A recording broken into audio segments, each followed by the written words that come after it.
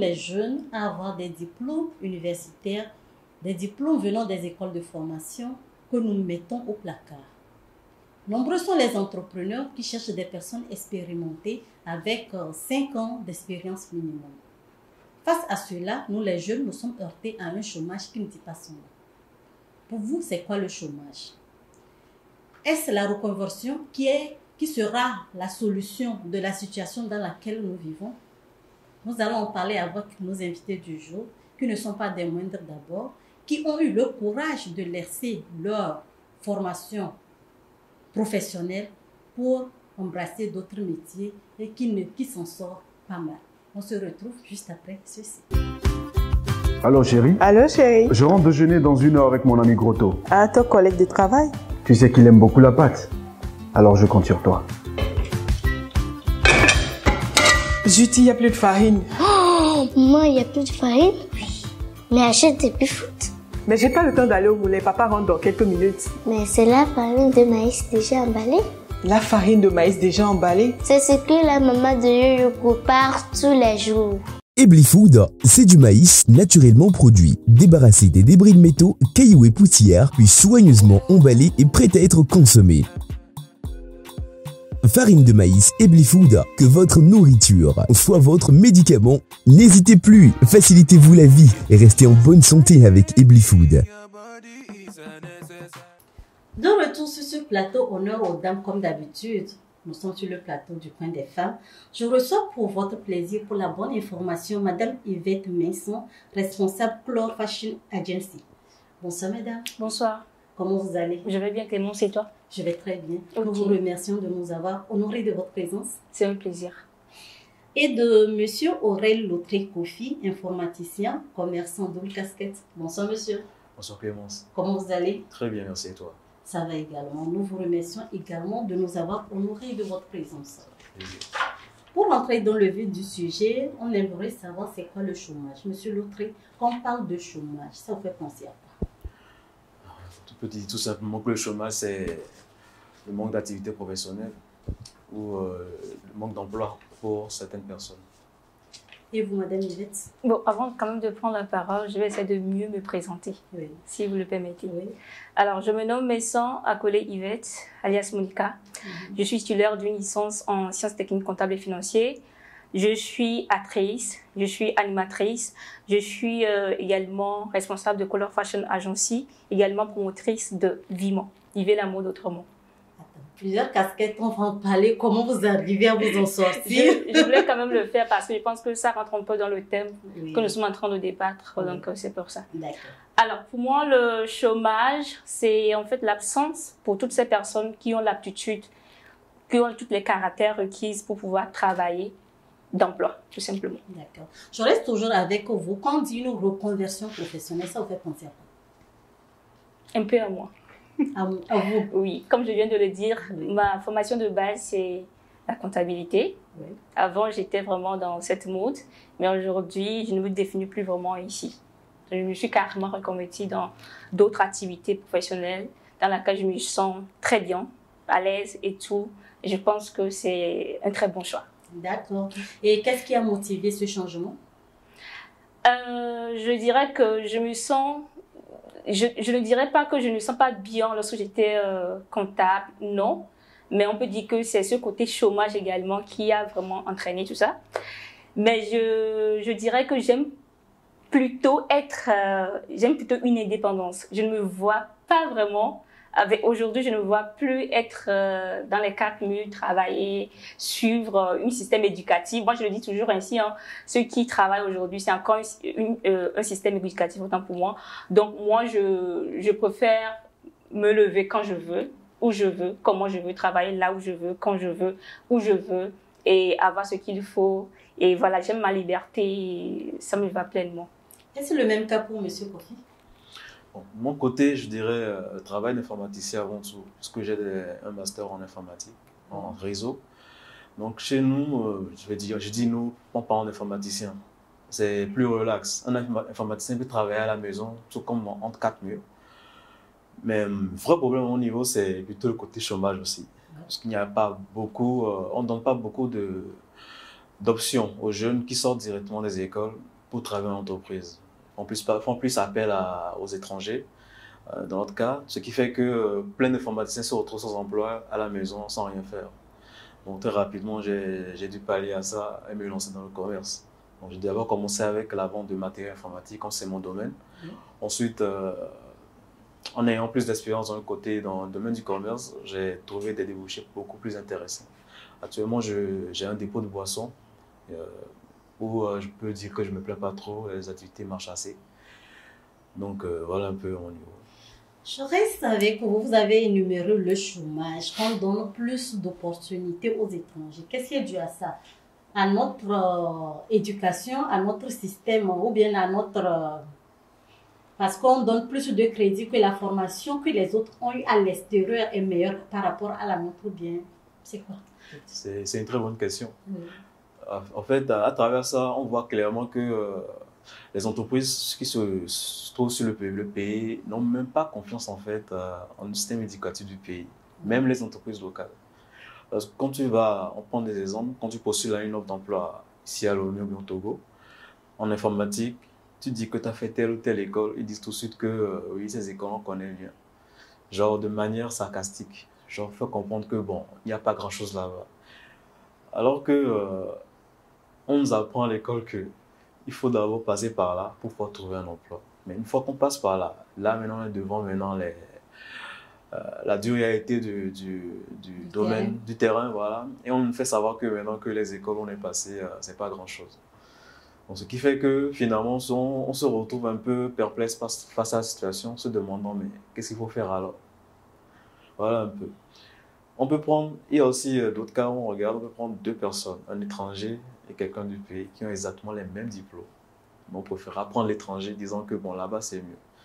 Alors qu'on nous a toujours appris que l'herbe n'est pas forcément plus verte ailleurs. Il faut aussi donner la chance à ceux qui sont ici. C'est là le gros problème auquel on fait face actuellement.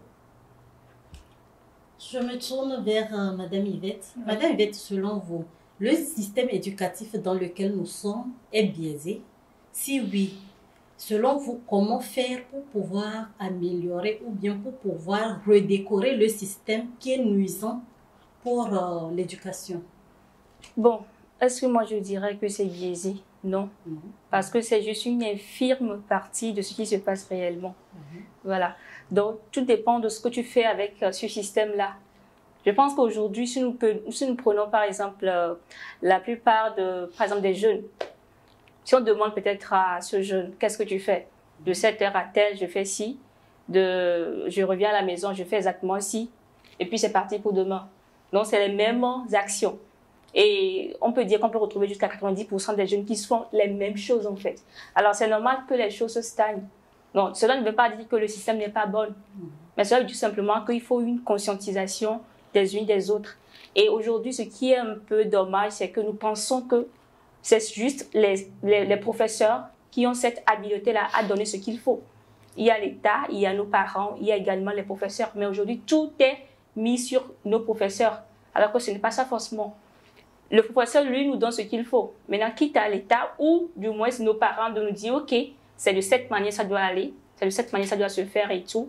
Et pour aller vraiment vers là, il faudrait d'abord une conscientisation de leur côté. Moi, je donne plus, je blâme un peu, pas trop quand même. Parce que celui qui ne comprend pas, celui qui ne reconnaît pas encore sa faute, ou qui ne sait pas encore qu'il est en faute, tu ne peux pas le blâmer.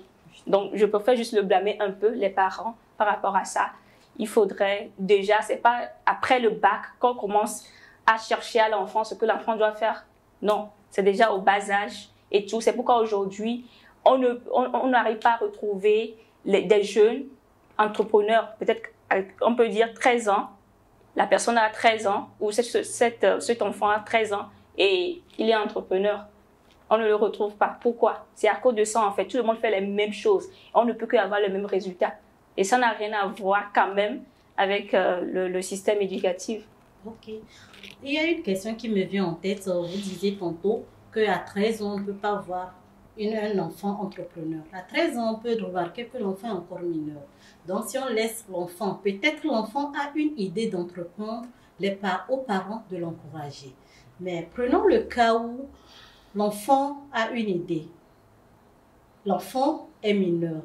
Et l'enfant aussi n'a pas plutôt un accompagnement des parents pour pouvoir se lancer. Est-ce que cet enfant étant mineur et n'ayant pas peut-être un quotient aussi élevé pour pouvoir gérer, mais l'enfant là aura besoin de toute façon de ses parents pour l'aider dans la gestion. Parce qu'un mineur ne peut pas prendre des décisions aussi cruciales en tant qu'entrepreneur. L'enfant sera accompagné jusqu'à l'âge de 18 ans avant de pouvoir gérer ses propres entreprises. C'était ça. Vous êtes d'accord avec moi? Ça. Mais ce que moi je veux peut-être enchérir par rapport à ça, c'est que je ne dis pas forcément que c'est à l'enfant de s'occuper de la gestion. Non. L'enfant peut peut-être avoir une idée. Tu vois, il faut bien suivre ton enfant. L'enfant a une idée. Ok, il faut bien diriger l'enfant vers cette idée-là. Peut-être l'enfant a une idée et vous savez forcément que pour que cette idée soit bien développée, il faudrait que l'enfant soit forcément avec telle personne. Donc, quitte à vraiment aux parents, parce qu'ils sont responsables de cet enfant, de vraiment aller vers ces genre de personnes pour bien rediriger l'enfant. Ouais. C'est juste un exemple au minimum, hein, vraiment minime. Si nous prenons aujourd'hui sur TikTok, il y a une fille dénommée Toto la Boss. Je ne sais pas si vous la connaissez, je ne sais pas trop. Donc, c'est en fait une fille, elle a juste 10 ans, je crois, 10 ans ou 9 ans, ou plus, je crois.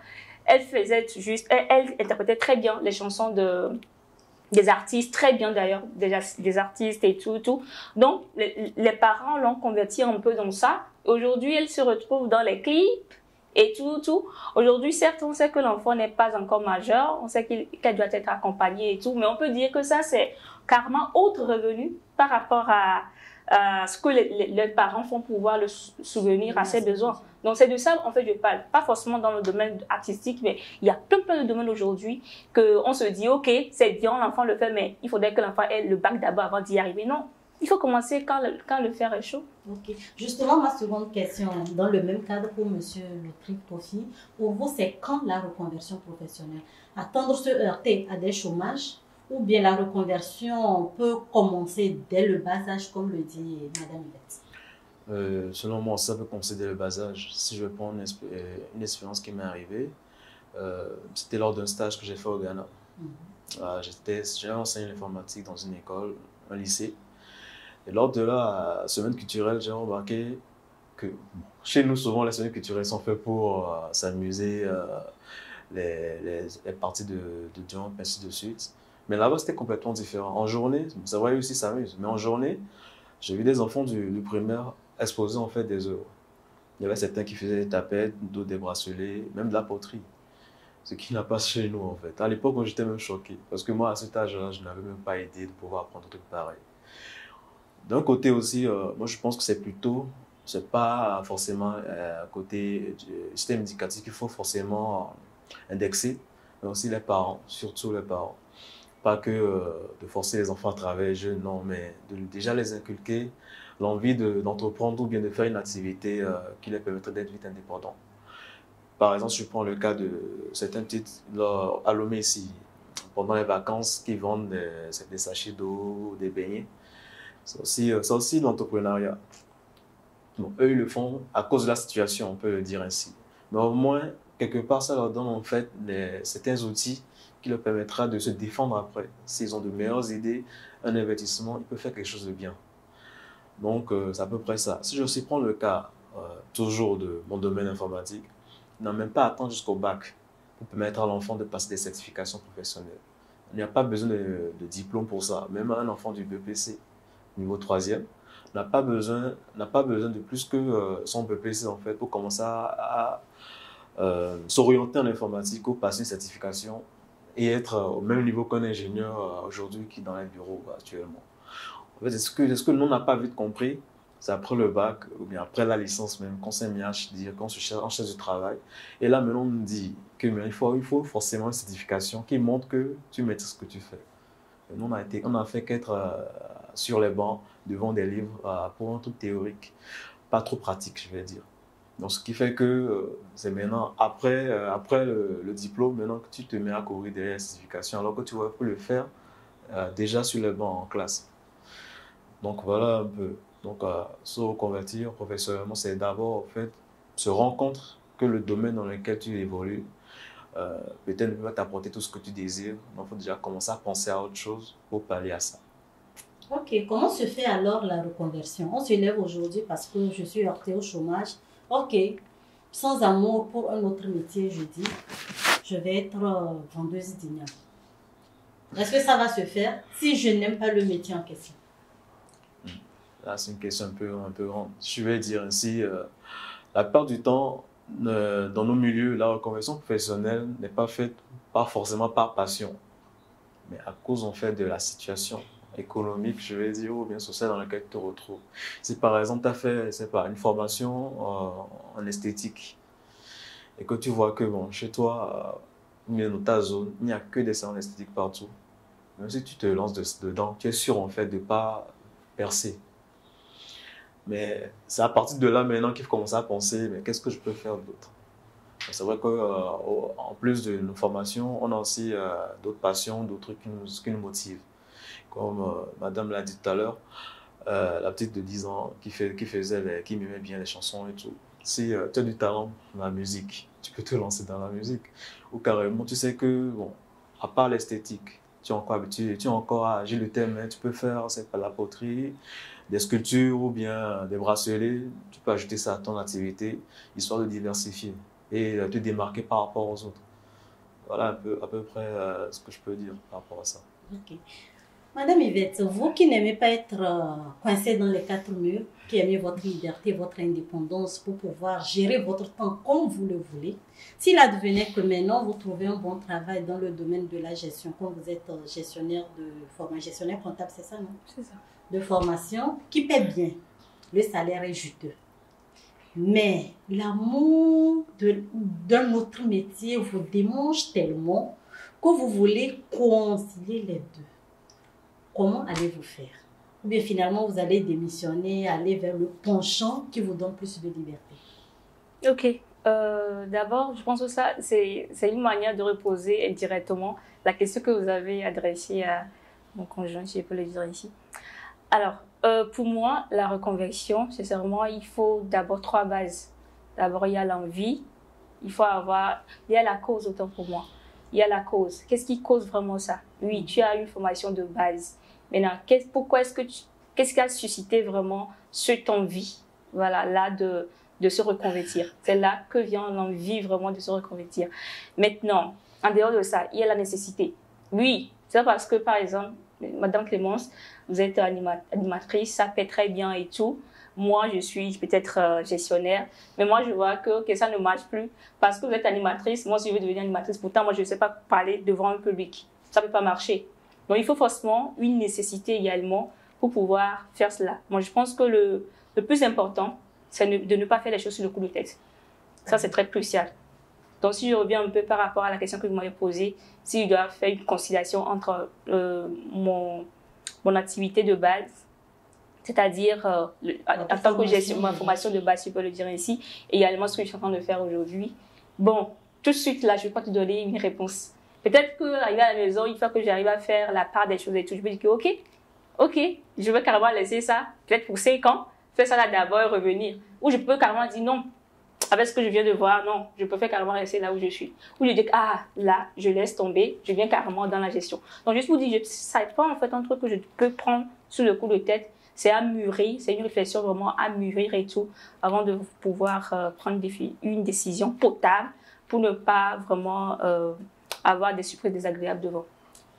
Mais ce que j'aimerais aussi relever, c'est que la gestion aussi vous aide dans vos activités. Je ne refuse pas. D'accord, on marque une petite pause, on se retrouve juste après ceci.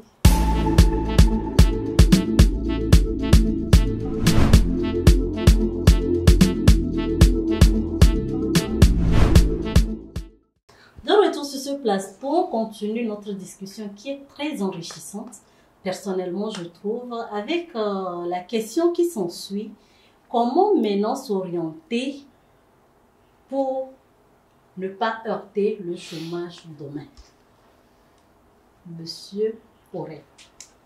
Bon, ce point, c'est avant tout faire une étude du marché, je peux le dire ainsi. Puisque chacun a un domaine de prédilection. Donc, déjà, il faut déjà anticiper par rapport au futur. Voir si ce que je fais, est-ce que ça pourra subvenir à mes besoins demain et à ceux de mes proches. Est-ce qu'il n'y aura pas un problème sur le marché vis-à-vis de ce domaine? Et en fonction de ça aussi, voir à quel point où il y a le plus de demandes. La demande est la plus forte. Donc, s'orienter en fonction de ça, je dirais. Puisque si je sais que, bon, j'ai des camarades qui ont fait peut-être la mécanique, ça marche très bien. Je me dis, ok, je m'oriente là-bas aussi. Bon, au final, je me retrouve, après ma formation, peut-être je me retrouve dans une ville ou bien dans un marché où la compétition est vraiment rude pour quelqu'un qui vient de débuter. C'est complexe. Là, maintenant, il faut pouvoir trouver des palliatifs à tout ça, essayer de se reformer ou se repositionner par rapport à la demande du marché. C'est surtout une question d'anticipation, je dirais. Pour vous, Madame Yvette? Bon, moi je dirais que c'est impossible. C'est impossible parce que ce qu'on ne peut pas contrôler, on ne peut pas vraiment décerner à 100% qu'on ne peut jamais tomber dans ça. Donc c'est impossible. Donc comment est-ce qu'on peut vraiment pallier à ça? Peut-être c'est en ayant peut-être la capacité d'adaptation. Ça c'est très important. Il faut être une personne, pas se focaliser sur une seule chose. Il faut toujours une diversité dans toutes choses en fait. Je pense que monsieur vient tout juste de vraiment parler, de vraiment mettre l'accent sur ça. Parce que honnêtement, aucun emploi ne peut garantir, en fait, comment le dire? Pour avoir une autosuffisance financière, il ne faut pas avoir un emploi. Exactement. Ne peut vraiment garantir notre vie à 100%, notre liberté financière, exactement.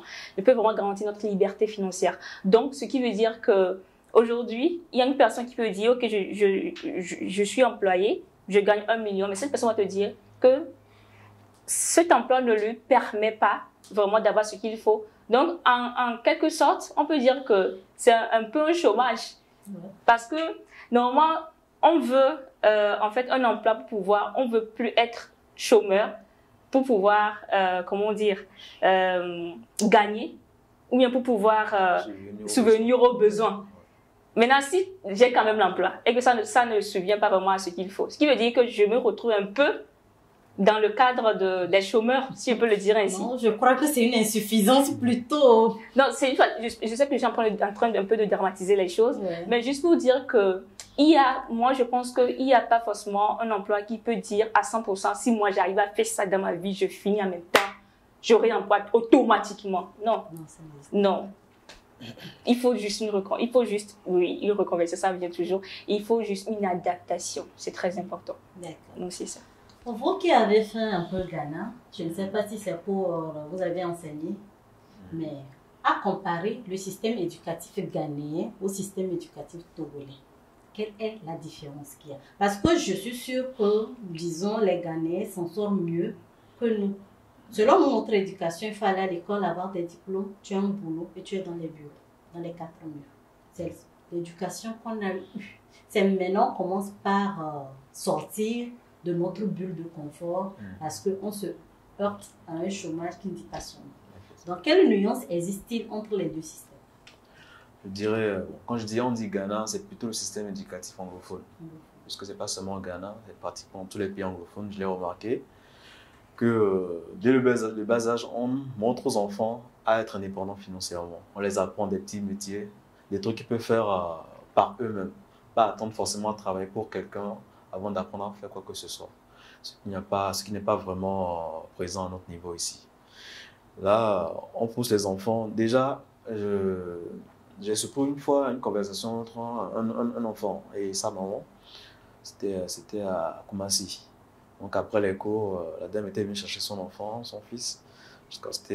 Chez eux, c'est la classe de seconde, je pense. Ils discutaient. Déjà, l'enfant, si je vais rentrer dans le cadre, la petite histoire, c'est que l'enfant, déjà, chaque vacances, il vendait, je crois, des tapettes au niveau du marché. Et donc, déjà, quand la maman était venue le chercher, il faisait savoir que il faisait des économies chez la maman. Et donc, c'est elle qui gérait les fonds.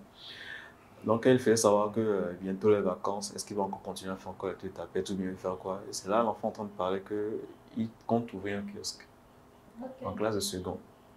Moi en classe de seconde, je ne savais pas ça. Mais c'est vraiment. Mais en fait, c'est pour faire comprendre que déjà lui, un enfant pareil, comparé à un enfant chez nous, il y a une grosse différence.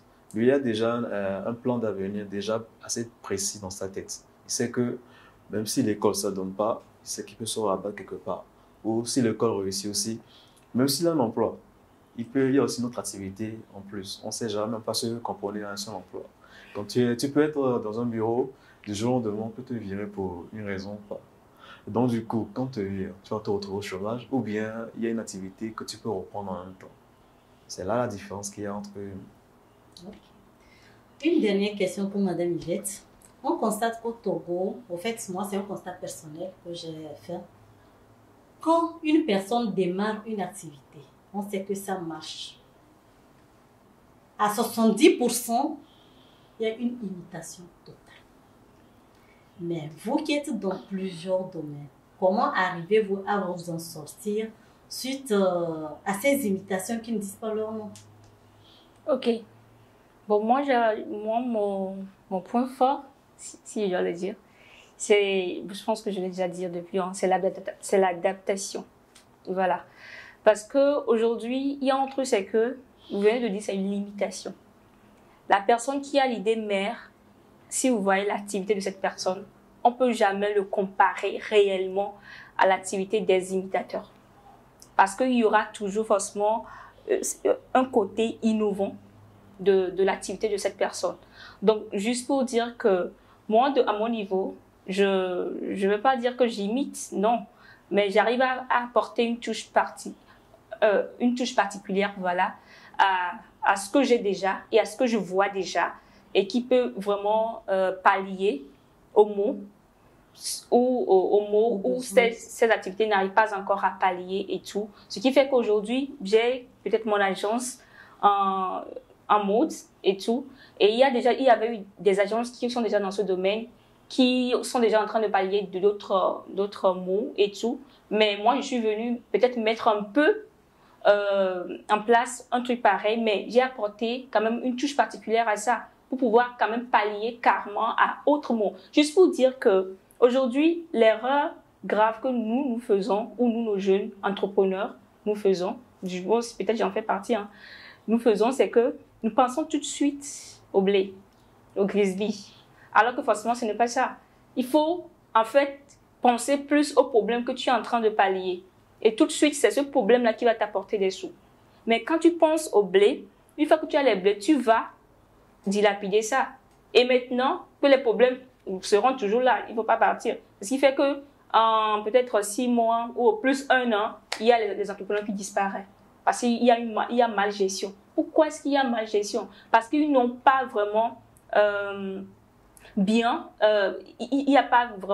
n'ont pas vraiment servi vraiment ce projet. Parce que moi je me dis, un projet aujourd'hui c'est comme un homme ou c'est comme un enfant où on doit toujours l'entretenir, on doit toujours l'alimenter pour qu'il grandisse. Si tu enfantes l'enfant, tu ne l'alimentes pas, l'enfant va mourir. Ou bien tu ne l'alimentes pas bien, il y aura une malnutrition. Et forcément, l'enfant va toujours succomber. Vous voyez? Donc, le projet aussi a des besoins qu'on doit forcément résoudre. Et je pense que pour que nos projets aillent loin, il ne faut pas qu'on mette, nos propres besoins en avant. Il faut d'abord que le besoin du projet soit toujours en avant. Et je pense qu'au fil du temps, ce même projet va nous récompenser. Comme on le dit souvent, c'est les enfants qui récompensent leur père après. Donc, c'est ça. D'accord. Merci beaucoup. J'espère que vous allez accepter une autre invitation dans le domaine de la mode uniquement. Okay. On aura le temps d'en discuter si votre temps vous le permet, bien sûr. Avec plaisir. Et Monsieur Lotri, donc je vous laisse donner votre mot de fin et conseil à nos chers téléspectateurs. Bon, tout ce que je peux dire comme mot de fin, c'est surtout d'anticiper, savoir anticiper, de pas forcément comme la dame l'a dit tout à l'heure, de pas forcément voir le côté argent, d'anticiper en fait les solutions aux problèmes auxquels on fait face. Et aussi, par rapport à un point qu'on vient de soulever tout à l'heure, qu'il y a une activité qui marche, tout le monde veut le faire. Bon, ça c'est tentant. C'est quand tu vois un truc sur le marché, quand on le fait, tu vois qu'il se fait des millions chaque mois, mais tu vas vouloir le faire aussi. Mais il faut le faire, mais de manière intelligente. Genre apprendre, genre les Américains ils disent le benchmarking. Genre, vous êtes dans la communication, je pense que vous savez, c'est, comment on dit, à peu près espionner un peu ce que l'autre fait, apprendre ce qu'il fait. Maintenant, en fonction de ça, maintenant, l'améliorer et sortir un truc complètement nouveau. On peut faire la même chose, mais sans que ce soit exactement du copier-coller, voilà. Madame Yvette, votre mot de fin et conseil à nos téléspectateurs qui nous suivent. Oui, d'abord, il faudrait d'abord une confiance en soi. C'est la base de tout succès, de tout exploit, de toute réalisation. Et il faut également comprendre que le linéaire n'existe pas. Tout n'est pas rose en fait. Donc, il faut toujours s'adapter à tout type de situation. Je pense que le meilleur est devant. Le meilleur est devant, le meilleur aussi est devant dans un autre numéro qu'on va bientôt tourner avec d'autres invités sur ce plateau, avec un autre thème aussi scotchant.